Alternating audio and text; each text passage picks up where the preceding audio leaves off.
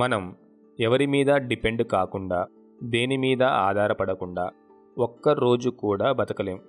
నువ్వు డిపెండ్ అయిన ప్రతీదీ నీ చాయిస్ అయి ఉండాలి, అంతేకాని నీకున్న వన్ అండ్ ఓన్లీ ఆప్షన్ కాకూడదు.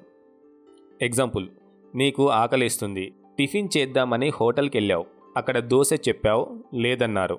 ఇడ్లీ తిని కడుపు నింపుకుని రా, అది నీ చాయిస్.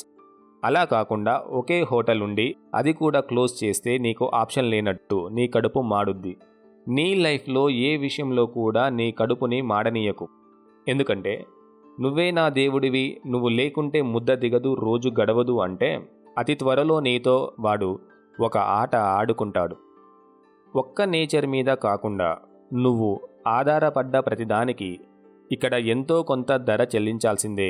అది వస్తువైనా మనిషైనా. రిటర్న్ గిఫ్ట్ ఎక్స్పెక్ట్ చేయకుండా ఇక్కడ ఎవరూ ఎవరికి ఏమీ చేయరు. దేవుడిని నమ్ము, తప్పులేదు.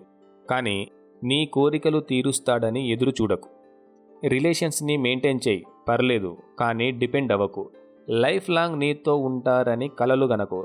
నీకు ఏ వైకల్యం లేనప్పుడు నువ్వెందుకు ఒకరి మోచేతి నీళ్లు తాగడం? ఒదిగి ఉండడంలో తప్పు లేదు, కానీ ఒకరి కింద వంగి బతకడం చావుతో సమానం. నీ లైఫ్లో ఏ ఫైనల్ డెసిషన్ అయినా నీదే అవ్వాలి.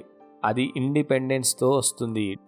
నీ ట్రైన్ క్యాన్సిల్ అయితే ట్యాక్సీలో వెళ్ళు, అంతేకాని నీ ప్రయాణాన్ని మాత్రం ఆపకు.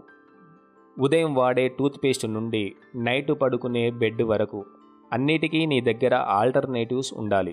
అప్పుడే నీ జర్నీ జాలీగా సాగుద్ది.